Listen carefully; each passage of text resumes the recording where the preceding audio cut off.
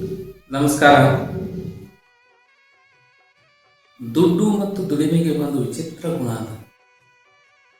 ಏನಂದರೆ, ಒಂದು ಹಂತ ತಲುಪಿದ ಮೇಲೂ ಕೂಡ ಅವಶ್ಯಕತೆ ಇಲ್ಲದಿದ್ದರೂ ಕೂಡ ಬೇಕೆನ್ನಿಸುವ ಗುಣ ಅದೊಂಥರ ನಶೆ.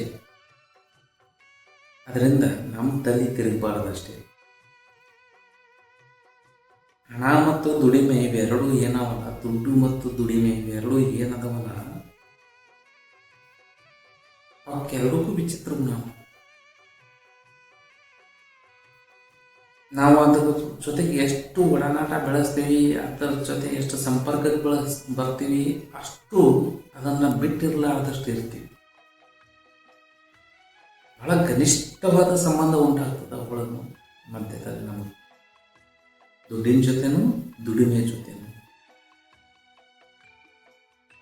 ಅವುಗಳನ್ನು ಅಗಲಿ ಇರಬೇಕಂದ್ರೆ ನಮ್ಮ ಕಡೆಗೆ ಆಗಲ್ಲ. ಆ ರೀತಿ ಅವುಗಳ ವಶವಾಗಿ ಬಿಡ್ತೀವಿ ನಾವು. ಜೀವನಕ್ಕೆ ದುಡಿಮೆ ಅವಶ್ಯಕ, ದುಡಿಮೆಯಿಂದ ಬರ್ತಕ್ಕಂಥ ದುಡ್ಡು ಕೂಡ ಅವಶ್ಯಕ. ದುಡಿಮೆನೂ ಹೆಂಗಾಗ್ತದ ಅಂದ್ರೆ, ಒಂದೊಂದ್ಸಾರಿ ನಾವು ಹಿರಿಯರನ್ನು ನೋಡಿದಾಗ ಖಾಲಿ ಕುಂದ್ರೋದಂದ್ರೆ ಅವ್ರಿಗೆ ತಲೆ ಕೆಟ್ಟು ಹೋಗ್ತದೆ. ಏನಾರ ಒಂದು ಕೆಲಸ ಮಾಡ್ತಾ ಇರ್ಬೇಕು ಅವರು, ಏನಾರ ಒಂದು ಕೆಲಸ ಮಾಡ್ತಿರ್ತಾರೆ ಅವರು. ಸುಮ್ಮನೆ ಕುಂದ್ರೋದಂತ ಅವ್ರ ಕಡೆಯಿಂದ ಆಗಲ್ಲ. ಯಾಕಂದ್ರೆ ಅವರು ಇಡೀ ಜೀವನದಲ್ಲಿ ದುಡ್ಕೋಂತ ಬಂದಿರ್ತಾರೆ. ಆ ದುಡಿಮೆ ಬಿಟ್ಟು ಖಾಲಿ ಕುಂದ್ರು ಅಂತಂದ್ರೆ ಅವರಿಗೊಂದು ದೊಡ್ಡ ಶಿಕ್ಷೆ ಇದ್ದಂತೆ. ಜೈಲು ಶಿಕ್ಷೆಗಿಂತಲೂ ಹೆಚ್ಚಿನ ಶಿಕ್ಷೆ. ಅಷ್ಟು ಆ ದುಡಿಮೆಗೆ ಒಗ್ಗಿಕೊಂಡಿರ್ತಾರೆ ಅವರು. ಮತ್ತು ಅದು ಒಳ್ಳೆಯ ಗುಣ. ನಾವು ದುಡಿಮೆ ಜೊತೆಗೆ ಎಷ್ಟು ಒಗ್ಗಿಕೊಳ್ತೀವಿ, ಎಷ್ಟು ದುಡಿತೀವಿ, ಅಷ್ಟು ಒಳ್ಳೆಯ. ಅದೊಂಥರ ನಶೆ. ಕೆಲಸ ಮಾಡಬೇಕು ಮಾಡಬೇಕು ಮಾಡಬೇಕು ಅನ್ನೋ ಭಾವನೆ ಹೊರತು ಮೈಗಳತನ ಮಾಡಬೇಕು ಅನ್ನೋದು ಬರಲ್ಲ. ಕೆಲಸ ಮಾಡಿದ ನಂತರ ವಿಶ್ರಾಂತಿ ಪಡೆಯೋದರಲ್ಲಿ ಆನಂದ ಸಿಗ್ತಿರ್ತದೆ. ಬರೀ ವಿಶ್ರಾಂತಿದೊಳಗೆ ಇದ್ದೇವೆ ಅಂತಂದ್ರೆ ಯಾವ ಆನಂದನೂ ಇಲ್ಲ, ಇದ್ದ ಆನಂದ ಕಳ್ಕೊಂಡ್ಬಿಡ್ತೀವಿ. ಈ ಕಾರಣಕ್ಕಾಗಿ ದುಡಿಮೆ ಎನ್ನುವುದು ದುಡ್ಡು ತರುವ ದಾರಿಯಷ್ಟೇ ಅಲ್ಲ, ವ್ಯಕ್ತಿತ್ವವನ್ನು, ಜೀವನವನ್ನು ರೂಪಿಸುವ ದಾರಿ ಇದು. ಆದರೆ ಆ ದುಡಿಮೆ ಹೆಂಗಿರ್ಬೇಕು ಅನ್ನೋದು ಮುಖ್ಯ ಆಗ್ತದೆ. ಪ್ರಾಮಾಣಿಕತೆಯ ದುಡಿಮೆ ಇರಬೇಕಾಗ್ತದೆ, ಉತ್ತಮ ಕಾರ್ಯಗಳ ದುಡಿಮೆ ಇರಬೇಕಾಗ್ತದೆ, ಸರಿಯಾದ ಧರ್ಮದ ಮಾರ್ಗದ ದುಡಿಮೆ ಇರಬೇಕಾಗ್ತದೆ. ಅದರಿಂದ ನಮಗೆ ಏಳಿಗೆ ಆಗ್ತದೆ. ಅದೇ ರೀತಿಯಾಗಿ ದುಡ್ಡು ಕೂಡ, ದುಡ್ಡು ನಮಗೆ ಅವಶ್ಯಕತೆ ಆದ ಇಲ್ಲಂತ. ದುಡ್ಡು ಬೇಕು ಜೀವನಕ್ಕೆ. ಸತ್ತಾಗ ದುಡ್ಡು ನಮ್ಮನ್ನು ಬಂದ ಮೇಲೆ ಎತ್ತಲ್ಲ. ಆದರೆ ಜೀವಂತವಿದ್ದಾಗ ಕೆಳಗೆ ಬಿಡಲ್ಲ ಅದು ದುಡ್ಡು. ದುಡ್ಡು ಅನ್ನೋದು ಹೆಂಗದಂದ್ರೆ, ನಾವು ಸತ್ತಾಗ ಅದೇನು ಬಂದು ನಮ್ಮನ್ನು ಬದುಕಿಸೋದಿಲ್ಲ, ಮೇಲಿಂದ ಹೊರಗೆ ತೆಕ್ಕೊಂಬರಲ್ಲ ಅದು. ಆದರೆ ಜೀವಂತವಿರುವಾಗ ಬೀಳಕ್ಕೆ ಬಿಡೋದು ಸ್ವಲ್ಪ ತಿಳಿತದೆ. ಆ ಕಾರಣಕ್ಕಾಗಿ ದುಡ್ಡು ಬೇಕಾಗ್ತದೆ. ಅದಕ್ಕಾಗಿ ನಾವು ದುಡ್ಡಿನ ಸಂಪಾದನೆಯಿಂದ ಬೀಳ್ತೀವಿ. ಆದರೆ ದುಡ್ಡೇ ಎಲ್ಲವೂ ಅಲ್ಲ. ಯಾಕಂದ್ರೆ ಅದು ಒಂದು ಹಂತದವರೆಗೆ ದುಡ್ಡು ಮಾತ್ರ ಬೇಕಾಗ್ತದೆ. ಒಂದು ಹಂತ ಮುಗಿದ ನಂತರ ಅದು ಅಷ್ಟು ಮುಖ್ಯ ಅನ್ಸಲ್ಲ. ಬದುಕಲ್ಲಿ ಎಷ್ಟು ಬೇಕು ಅಷ್ಟು ಆದ ನಂತರ ಆವಾಗ ದುಡ್ಡು ಮುಖ್ಯ ಅನಿಸಲ್ಲ. ಆದರೆ ನಮ್ಗೆ ಏನಾಗ್ತದಂದ್ರೆ, ಆ ನಶೆಯಲ್ಲಿ ನಮ್ಗೆ ಅವಶ್ಯಕತೆ ಇಲ್ಲದಿದ್ದರೂ ಕೂಡ ದುಡ್ಡಿನ ಸಂಗ್ರಹದಿಂದ ನಾವು ಬೀಳಕ್ಕೆ ಶುರು ಮಾಡಿಬಿಡ್ತೀವಿ.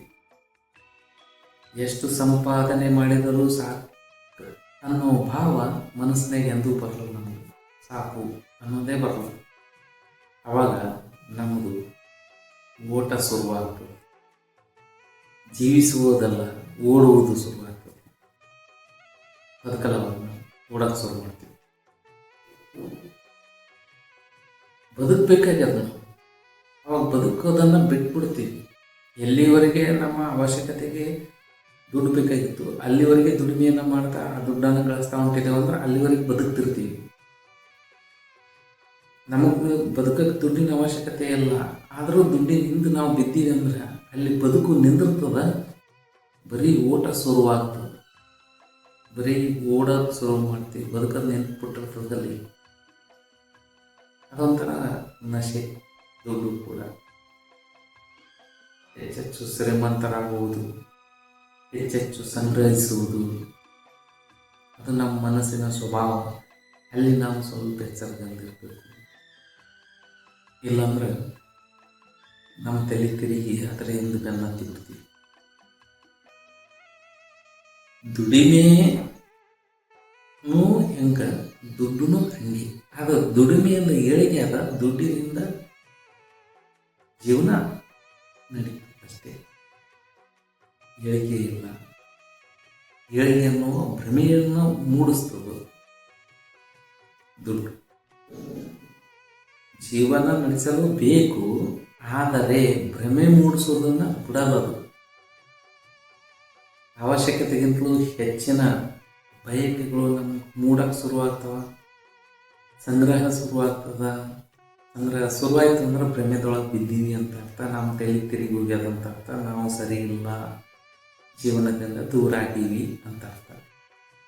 ಅದಕ್ಕೆ ದುಡ್ಡು ಮತ್ತು ದುಡಿಮೆ ಅನ್ನೋದು ಎರಡೂ ಬಹಳ ಮುಖ್ಯ.